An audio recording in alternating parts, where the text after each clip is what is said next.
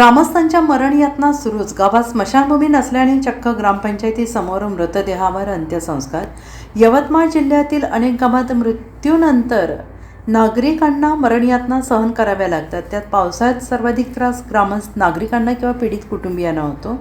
पावसामुळे आधीच चिखल घाणीचे साम्राज्य असते किंवा मृतदेहावर अंत्यसंस्कार करतेवेळी छत नसल्याने पडत्या पावसात अंत्यसंस्कार करताना अनेक अडचणी येतात आणि हे पाहायला मिळते. गतवर्षी तर चक्क नदीच्या पाण्यातून अंत्ययात्रा काढण्यात आल्याची धक्कादायक घटना समोर आलेली होती आणि मात्र अद्यापही अशा मरणयातना ग्रामस्थांना भोगाव्या लागतात. आता यवतमाळ जिल्ह्यातील मदनापूरमधील ग्रामस्थांनी चक्क ग्रामपंचायत परिसरातच मृतदेहावर अंत्यसंस्कार केल्याची घटना उघडकीस आलेली आहे. यवतमाळ जिल्ह्याच्या मारेगाव तालुक्यातील मदनापूर येथील ग्रामस्थांच्या अव्यवस्थेची दुर्दशा चव्हाट्यावर आलेली आहे. येथील गावात स्मशानभूमी नसल्याने एका 81 वर्षीय वृद्धावर चक्क ग्रामपंचायत कार्यालयाच्या आवारात अंत्यसंस्कार करण्यात आल्याची धक्कादायक घटना घडलेली आहे. या घटनेमुळे प्रशासनाच्या दुर्लक्षाविरोधात ग्रामस्थांचा तीव्र संताप व्यक्त होतो आहे. मदनापूर येथील रामदास पुरुषोत्तम मानकर वय वर्ष 81 यांचं निधन झालं. मात्र गावासह परिसरातील